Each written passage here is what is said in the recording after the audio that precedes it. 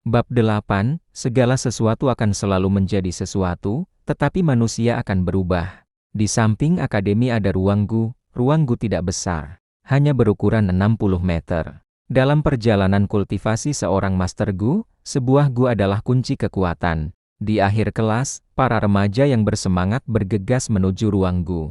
Bentuk barisan dan masukkan satu persatu. Suara seseorang tiba-tiba berteriak. Itu merupakan hal wajar jika ada penjaga di luar ruang gu. Para pemuda masuk satu persatu dan keluar. Akhirnya giliran Feng Yuan memasuki ruang gu. Ruangan ini adalah ruangan misterius. Keempat dinding itu semuanya berlubang. Di masing-masing lubang persegi tertanam adalah lubang persegi lain. Masing-masing lubang memiliki ukuran yang berbeda. Ada yang besar dan ada yang kecil. Yang lebih besar tidak lebih besar dari periuk tembikar. Lubang yang lebih kecil tidak lebih kecil dari kepalan tangan. Di banyak lubang persegi ada semua jenis wadah, ada baskom batu abu-abu, piring batu giok hijau, kandang rumput indah, kompor tanah dan lain-lain. Wadah ini disimpan di semua jenis varietas gu. Beberapa gu terdiam, sementara beberapa gu mengeluarkan banyak suara, menciptakan suara kicau, suara berdenting, gemerisik, dan sebagainya. Semua suara ini digabungkan bersama untuk menciptakan semacam simfoni kehidupan. Gu juga dibagi menjadi 9 level besar, mengikuti konsep yang sama dari ranah 9 peringkat gu masters. Semua gu di kamar ini adalah gu peringkat 1. Feng Yuan melirik, segera menyadari ini. Secara umum, peringkat 1 gu masters hanya dapat menggunakan peringkat 1 gu jika mereka menggunakan gu dengan tingkat yang lebih tinggi. Orang itu perlu membayar harga yang sangat berat. Selain itu, gu perlu diberi makan. Biaya yang tinggi untuk memberi makan. Gu tingkat tinggi bukanlah sesuatu yang bisa dilakukan oleh gu masters tingkat rendah. Jadi untuk gu masters pendatang baru, mereka akan selalu memilih gu peringkat 1 sebagai gu pertama yang dimurnikan kecuali dalam situasi khusus. Gu pertama yang dimurnikan oleh master. Gu memiliki arti yang penting. Karena gu itu menjadi gu vital mereka, yang menghubungkan kehidupan mereka bersama. Jika mati, Master Gu akan menderita pukulan besar. Sial, keinginanku awalnya adalah mendapatkan cacing leker dari biksu arak, bunga dan memurnikannya sebagai gu vitalku. Tetapi saat ini masih belum ada petunjuk tentang di mana kerangka biksu arak bunga berada. Aku bahkan tidak tahu kapan aku bisa menemukannya, atau kapan orang lain menemukannya. Untuk amannya, aku akan memilih Moonlight Gu terlebih dahulu. Feng Yuan menghela nafas dalam saat dia berjalan lurus di sepanjang dinding di sebelah kirinya. Salah satu lapisan atas lubang di dinding ini memiliki sederetan lempengan perak. Di setiap piring ada gu. Gu ini berbentuk kristal dan berbentuk seperti bulan sabit. Tampak seperti sepotong kuarsa biru. Dengan latar belakang mangkuk perak, gu itu memancarkan suasana tenang dan indah. Dikenal sebagai Moonlight Gu. Varietas gu ini adalah gu lokal dari klan Gu Yue. Dan banyak dari klan akan memilih Moonlight Gu sebagai gu vital mereka. Moonlight Gu bukan gu alam. Itu adalah jenis yang dibudidayakan dengan metode rahasia oleh klan Gu Yue. Moonlight Gu tidak dapat ditemukan di tempat lain. Bisa dikatakan bahwa gu ini adalah simbol dari klan Gu Yue. Karena semua Moonlight Gu adalah gu tingkat 1. Perbedaan di antara satu sama lain pun sangat sedikit. Feng Yuan dengan santai memilih satu dan mengambilnya. Moonlight Gu sangat ringan, sebanding dengan berat selembar kertas. Serangga itu menempati area kecil telapak tangannya. Ukurannya kira-kira seukuran liontin giok biasa. Saat Feng Yuan meletakkannya di tangannya, dia bisa melihatnya dan menatap garis di telapak tangannya. Setelah memastikannya lagi dan menemukan tidak ada yang salah, Feng Yuan memasukkan Moonlight Gu ke sakunya dan berjalan keluar dari kamar gu. Di luar kamar gu, antriannya masih cukup panjang. Begitu orang di antrian berikutnya melihat Feng Yuan pergi, dia segera pergi ke kamar gu dengan tergesa-gesa. Jika itu orang lain, ketika mereka mendapatkan gu, hal pertama yang akan mereka lakukan adalah membawanya pulang dan segera memurnikannya. Tetapi Feng Yuan tidak terburu-buru untuk melakukannya. Karena pikirannya masih memikirkan tentang cacing leke gu. Cacing leke gu lebih berharga dibandingkan dengan Moonlight Gu.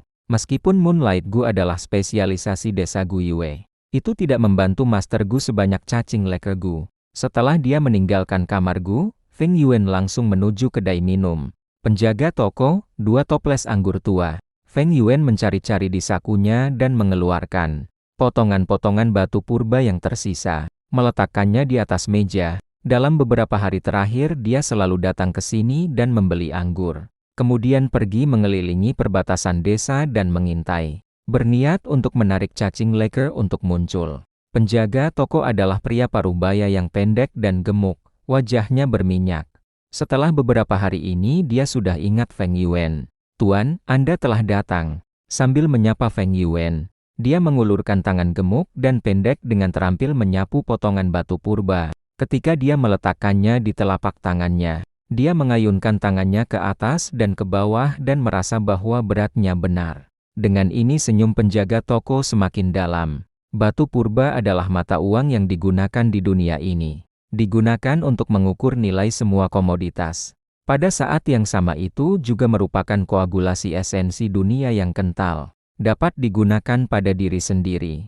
Dan penting dalam membantu seorang Master Gu dalam kultivasinya. Karena memiliki atribut moneter serta esensi yang dapat digunakan. Mirip dengan emas di bumi, bumi memiliki sistem standar mata uang emas. Dan di dunia ini digantikan dengan batu purba. Dibandingkan dengan emas, daya beli batu purba bahkan lebih mencengangkan.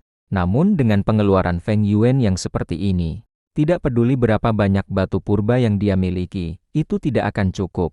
2 toples anggur setiap hari, dan sudah 7 hari penuh. Tabungan awal yang aku miliki sudah hampir habis.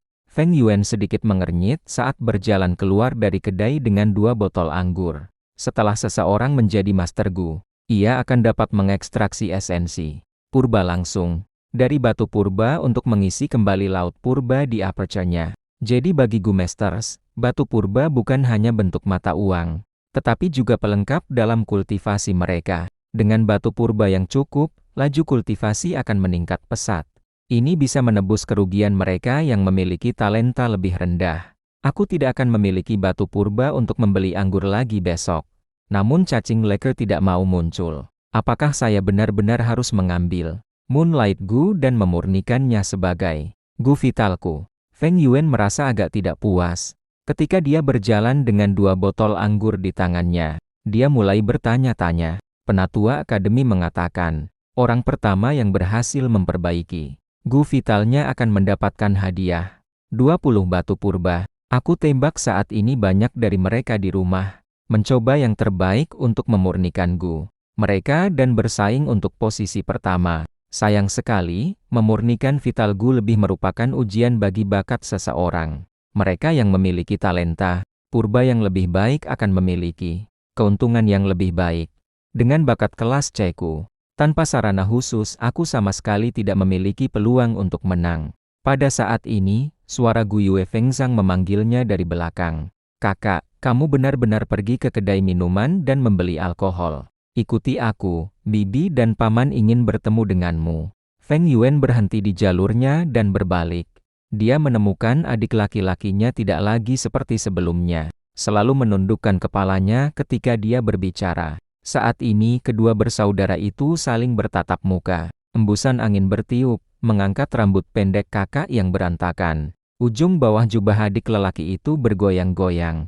Hanya dalam waktu singkat 1 bulan telah berlalu, namun manusia berubah. Seminggu setelah upacara kebangkitan, perubahan besar terjadi pada kakak laki-laki dan adik lelaki. Kakak laki-laki Feng Yuan jatuh dari awan. Gelar kejeniusan dihancurkan tanpa ampun. Dan adik lelaki itu mulai mekar dengan cahaya. Perlahan-lahan bangkit seperti bintang baru. Bagi adiknya, Feng Zhang, perubahan semacam ini sangat menggoncangkan dunianya. Dia akhirnya merasakan perasaan yang dulu dimiliki oleh kakaknya. Perasaan orang-orang yang menggantungkan harapan mereka kepadanya. Perasaan ketika orang-orang menggunakan tatapan iri dan cemburu untuk menatapnya. Dia merasa seperti tiba-tiba diseret keluar dari sudut yang gelap dan ditempatkan di surga yang dipenuhi cahaya. Setiap hari ketika dia bangun, dia merasa seperti memiliki mimpi yang sangat manis. Perbedaan bagaimana dia diperlakukan dari sebelumnya dan sekarang seperti siang dan malam, membuatnya agak tidak dapat mempercayai kenyataan bahkan sampai sekarang. Tetapi pada saat yang sama juga sangat tidak terbiasa dengannya. Sulit untuk beradaptasi. Dalam waktu singkat dari tidak dikenal menjadi seseorang yang diawasi dengan ketat. Orang-orang menunjuk padanya sepanjang waktu. Kadang-kadang ketika Feng Zhang berjalan di jalan, dia akan mendengar orang-orang di sekitarnya berbicara tentang dirinya. Suara-suara memuji dia. Wajahnya akan memanas dan dia akan merasa benar-benar bingung. Apa yang harus dilakukan? Matanya berusaha menghindari tatapan mereka. Dia bahkan hampir lupa bagaimana berjalan dengan benar. 10 hari pertama, Gui Feng Zhang menjadi lebih kurus namun energinya menjadi lebih kuat. Dari lubuk hatinya yang paling dalam, sesuatu yang disebut kepercayaan diri mulai terwujud. Ini yang selalu dirasakan kakak laki-laki sebelumnya. Betapa cantik dan menyakitkan pada saat yang sama. Dia tidak bisa berhenti memikirkan kakak laki-lakinya, Gui Feng Yuan. Menghadapi perhatian dan diskusi seperti itu, bagaimana kakak laki-lakinya menghadapinya? Dia tanpa sadar mulai meniru Feng Yuan. Berpura-pura terlihat tanpa ekspresi sepanjang waktu. Tetapi dengan cepat menemukan bahwa dia tidak cocok untuk gaya seperti ini. Kadang-kadang selama kelas, teriakan seorang gadis dengan mudah bisa membuat wajahnya merah. Di jalan, semua godaan dari wanita yang lebih tua, bahkan menyebabkannya melarikan diri. Dengan tergesa-gesa berkali-kali, dia seperti anak kecil yang belajar berjalan, tersandung dan jatuh ketika dia mencoba membiasakan diri dengan kehidupan barunya. Selama seluruh proses ini, ia tidak dapat menghindari mendengar tentang kakaknya jatuh ke dalam depresi, menjadi pemabuk, tidak pulang pada malam hari, tidur nyenyak di kelas. Dia merasa sangat terkejut dengan hal ini. Kakaknya sendiri, yang dulu entitas yang kuat dan dipuji sebagai makhluk jenius yang hebat, tiba-tiba menjadi seperti ini. Tapi perlahan-lahan dia mulai mengerti. Kakak laki-lakinya juga seorang lelaki normal. Menghadapi kemunduran dan pukulan besar. Semacam ini akan membuat siapapun mengalami depresi. Seiring dengan pemahaman ini, Feng Zhang diam-diam merasakan kebahagiaan yang tak terlukiskan di dalam hatinya. Perasaan ini adalah sesuatu yang sangat tidak ingin dia akui, tapi itu pasti ada. Kakak lelakinya yang dianggap jenius dan selalu menutupi dirinya dalam bayang-bayang, bertindak sangat tertekan dan putus asa sekarang. Dari sudut pandang terbalik, itu adalah kesaksian atas pertumbuhannya sendiri, bukan? Dia yang luar biasa, ini adalah kebenaran yang sebenarnya.